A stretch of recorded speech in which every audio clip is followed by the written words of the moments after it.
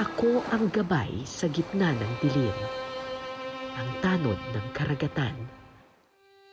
Nagpakatatag ako para meron kayong masilungan. Tumindig ako para meron kayong kanlungan. Tiniis ko ang lindol, gera at sakuna. Pero ang kalaban ko'y kayo rin pala.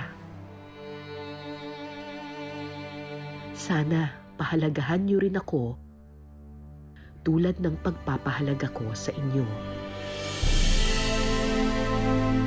Ako ang inyong ilaw at gabay sa dilim.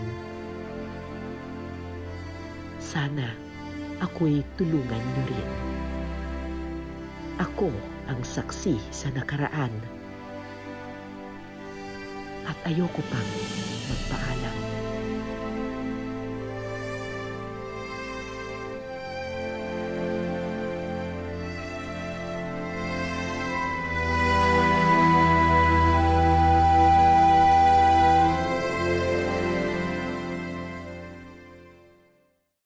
Maraming salamat sa pagtutok ninyo sa Eyewitness mga kapuso. Anong masasabi ninyo sa dokumentaryong ito?